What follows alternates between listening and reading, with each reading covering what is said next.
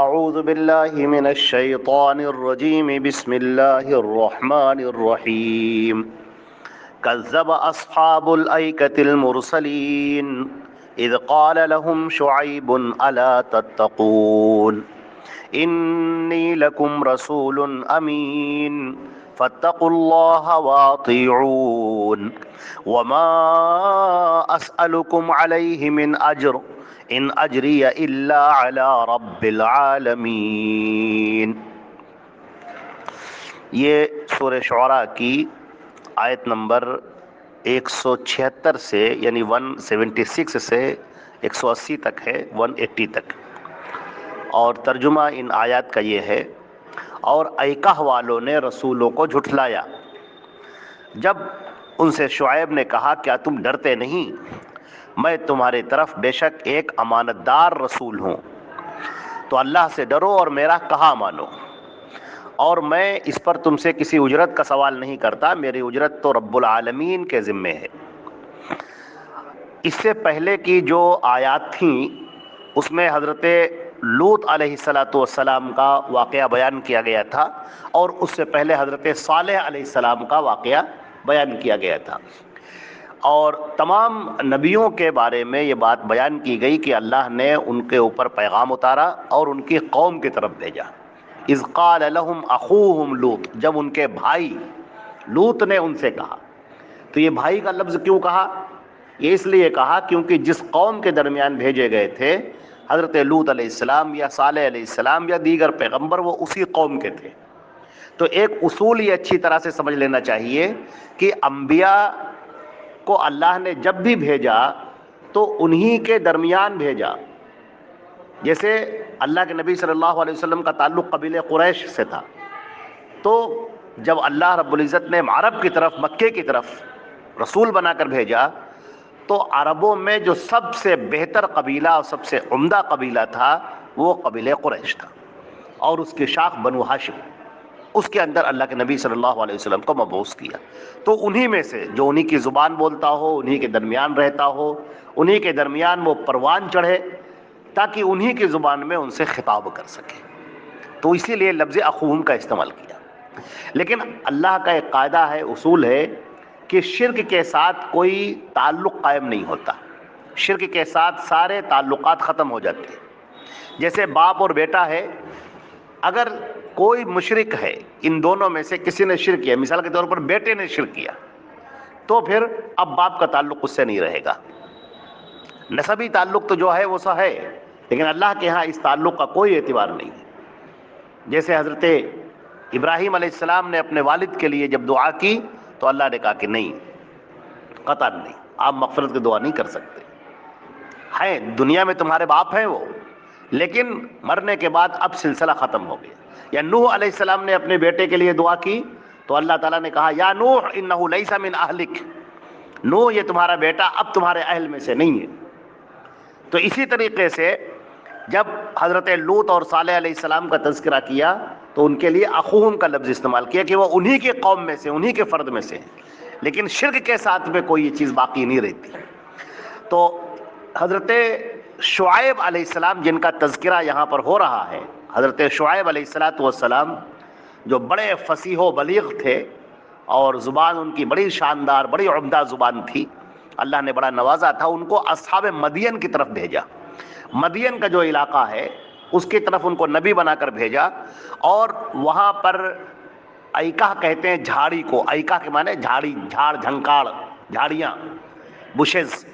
تو وہ جو جھاڑیاں ہیں، کچھ لوگوں کا ماننا یہ ہے کہ وہ جھاڑیوں کے اندر بت رکھ کر پوجا کرتے تھے، وہاں پر بت بنائے رکھے تھے، جھاڑیاں تھیں آس پاس میں، کوئی پوجا کرتے تھے، تو ان کو اصحاب الایکہ کہا گیا۔ کچھ لوگوں کا کہنا یہ ہے کہ اصحاب مدین اور اصحاب ایکہ دونوں ایک ہیں، اور کچھ کا کہنا یہ ہے کہ اصحاب مدین ہی اصحاب ایکہ ہیں، کہ جو اصحاب مدین ہیں چونکہ وہ جھاڑیوں کی پرستش کرتے تھے، وہاں پر بتوں کو رکھ کر پوجتے تھے، اس لیے اہل مدین کو اصحاب ایکہ کہا گیا۔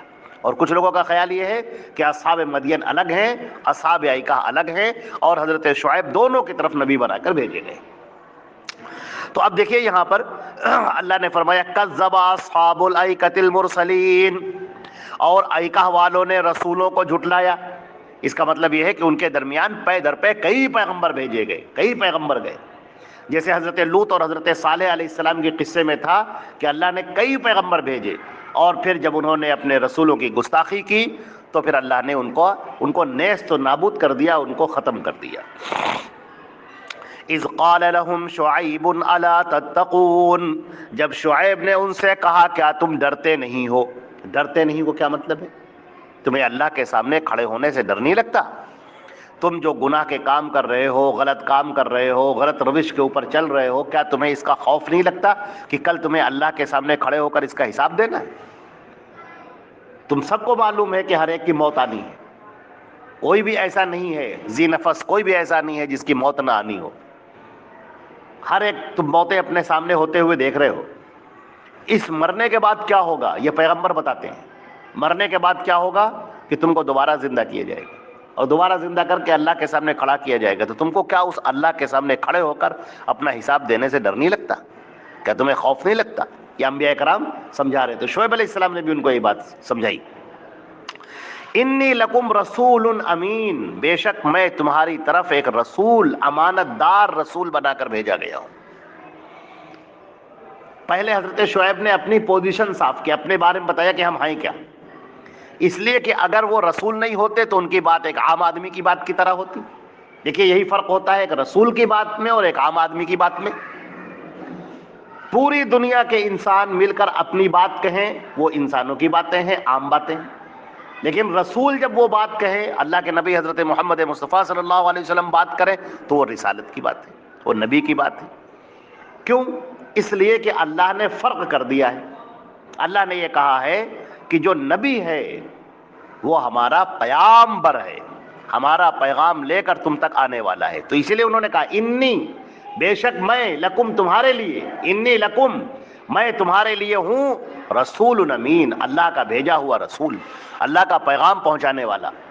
جیسے کہ حضرت نبی کریم صلی اللہ علیہ وسلم کو جب اللہ نے نبی بنایا تو ان کے بارے میں فرمایا کہ وما ينطق عن الهوى ان هو الا وحی یوحى، کہ جو نبی ہم نے تمہارے درمیان بھیجا ہے محمد صلی اللہ علیہ وسلم کو، وہ اپنی طرف سے باتیں نہیں کرتے ہیں. یعنی یہ جو باتیں پیش کر رہے ہیں توحید کی، آخرت کی، عذاب کی، سزا کی، جزا کی، قیامت کی، میزان کی، قبر کی، حشر کی، نشر کی، ثواب کی یا عتاب کی، جو بھی باتیں وہ پیش کر رہے ہیں وہ اپنی طرف سے نہیں کہہ رہے بلکہ وہ اللہ کی طرف سے باتیں پیش کر رہے ہیں. تو ان کی بات کا انکار کرنا اللہ کا انکار کرنا ہے، اور ان کی بات کا تسلیم کرنا اللہ کی بات کا ماننا ہے. اسی لیے قرآن پاک میں دوسری جگہ پر کہا گیا وَمَن يُطِعِ الرَّسُولَ فَقَدْ أَطَاعَ اللَّهَ، جس نے رسول کی اطاعت کر لی اس نے اللہ کی اطاعت کر لی. تو رسول کا مرتبہ بہت بڑا ہوتا ہے، اس کی باتیں عام آدمیوں کی باتوں کی طرح نہیں ہوتی کہ آپ کا جی چاہے تو آپ نے مان لیا اور جی چاہے تو ٹھکرا دیا، ایسا نہیں ہوتا. نبی کی باتیں کا ماننا اور نہ ماننا اس پر نجات ہے، اس پر نجات ہے، اسی کا دار و مدار ہے. اگر آپ نے نبی کی باتیں مانی تو آپ راہ نجات پر ہے، نبی کی باتوں کا انکار کر دیا، ان کو جھٹلا دیا تو پھر یہ کفر اور شرک کا راستہ ہے. اور یہ جو گزشتہ قوموں کا ذکر کیا جا رہا ہے امت محمدیہ سے، ہم لوگوں سے، قیامت تک آنے والے ہر انسان سے، جو اللہ نے قوم صالح کا، قوم لوط کا، قوم شعیب کا جو تذکرہ یہاں پر فرمایا ہے وہ اس لیے فرمایا ہے تاکہ لوگ یہ جان لیں کہ نبی کی بات جب قوم جھٹلاتی ہے تو وہ اس دنیا میں رہنے کے لائق نہیں رہتی، پھر اس کو دنیا سے نیست و نابود کر دیا جاتا ہے، ختم کر دیا جاتا ہے. جیسے قوم شعیب نے اپنے نبی کی بات کو جب جھٹلایا اور نبی کی حجت ان پر پوری ہو گئی تو پھر اللہ نے اس قوم کو، جتنے لوگ ایمان لائے تھے ان کو چھوڑ کر باقی سب کو نیست و نابود کر دیا. یہی قوم لوط کے ساتھ ہوا، یہی قوم صالح کے ساتھ ہوا. جتنے لوگ ان پر ایمان لائے ان کو بچا لیا گیا، باقی سارے لوگوں کو ختم کر دیا گیا، فنا کر دیا گیا، وہ قوم ہی ختم کر دی گئی سرے سے. تو یہ حالات دیکھ کر ہمارے نبی صلی اللہ علیہ وسلم نے اللہ سے دعا کی تھی کہ اے میرے پروردگار میری قوم پر ایسا عذاب نہ بھیجنا جیسے قوم شعیب، قوم صالح، اصحاب تبع، قوم لوط، قوم سمود پر عذاب آیا، ایسا عذاب میری قوم پر اللہ تعالیٰ نہ بھیجے. تو اسی دعا کا نتیجہ ہے کہ آج ہم تمام مسلمان رہ رہے ہیں سکون سے، سانسیں لے رہے ہیں، زمین پر چل رہے ہیں، پھر رہے ہیں، گھوم رہے ہیں، یہ اسی دعا کا نتیجہ ہے۔ ورنہ جو قوم اپنے نبی کے طریقے سے ہٹ جائے، جو قوم اپنے نبی کو جھٹلا دے، ان کے احکامات پر عمل نہ کرے، ان کے احکامات کو پس پشت ڈال دے، تو اس کا نتیجہ یہ ہوتا ہے کہ وہ قوم فنا کے گھاٹ اتار دی جاتی ہے۔ لیکن اللہ نے پھر فنا کے گھاٹ نہیں اتارا، لیکن یہ ہے کہ وہ عزتیں نہیں عطا کی۔ جو عزت تمہیں ملنی چاہیے وہ عزت نہیں ملے گی، عزت اسی وقت ملے گی، انما العزت للہ ولرسولہ وللمؤمنین، عزت اللہ کے لیے ہے، اس کے رسول کے لیے اور مومنین کے لیے۔ مومنین کون ہوتے ہیں؟ جو اللہ کی اور اس کے رسول کی اطاعت کرنے والے۔ اگر اللہ اور اس کے رسول کی اطاعت کرنے والے نہیں ہیں تو پھر عزتیں نہیں ہیں، عزتوں کا خواب دیکھنا بھی بیکار ہے، کیونکہ شرط مفقود ہے۔ وَلَا تَهِنُوا وَلَا تَحْزَنُوا وَأَنْتُمُ الْأَعْلَوْنَ إِن كُنتُم مُؤْمِنِينَ، غم نہ کرو، رنجیدہ مت ہو، تم ہی سربلند رہو گے، بلندیاں تمہیں کو ملیں گی، عزت تمہیں کو حاصل ہوگی، ان کنتم مومنین، شرط یہ ہے کہ تم مومن ہو۔ اب اگر لوگ کلمہ لا الہ الا اللہ محمد رسول اللہ پڑھنے کے بعد اور کہنے کے بعد مزاروں کے چکر لگائیں، چادر چڑھائیں، چڑھاوے چڑھائیں، سجدے کریں، انہی سے دعائیں مانگیں، اللہ کے خوف کے علاوہ دوسروں کا خوف دلوں کے اندر بیٹھا ہو، ان کی ساری محنت، سارا پسینہ بہنا صرف دنیا کے لیے ہو، تو کیسے مومن؟ تو پھر کیسے ان کو عزتیں ملے؟ لہٰذا انہوں نے صاف طریقے سے کہا انی لکم رسول امین فاتقوا اللہ واطیعون، تو اللہ سے ڈرو اور میرا کہنا مانو۔ وما اسألکم علیہ من اجر، میں تم سے کوئی اجر نہیں مانگتا، بدلہ نہیں چاہتا، میں نہیں چاہتا مجھے حکومت مل جائے، عہدہ مل جائے، منصب مل جائے، دولت مل جائے، میں یہ سب نہیں چاہتا۔ ان اجری الا علی رب العالمین، میرا بدلہ تو رب العالمین کے ذمے۔ یہی بات سارے نبیوں نے کہی، اور یہی بات ان تمام لوگوں کے لیے ہے جو کار نبوت کر رہے ہیں۔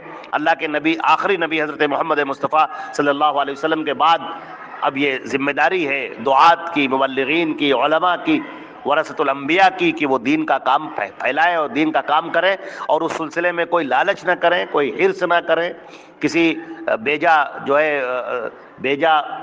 کسی کی تمناؤں میں مبتلا نہ ہو، یہ نہ سوچے کہ ہم کو کچھ مل جائے، کچھ عہدہ مل جائے، کوئی منصب مل جائے، کوئی حکومت مل جائے، ان سب کے چکر میں نہ رہے، اور اللہ کا کام کریں، اللہ کی دین کی دعوت کا کام کریں۔ تو یہ چند آیات تھیں جو تلاوت کی گئی ہیں۔ والسلام علیکم ورحمۃ اللہ وبرکاتہ۔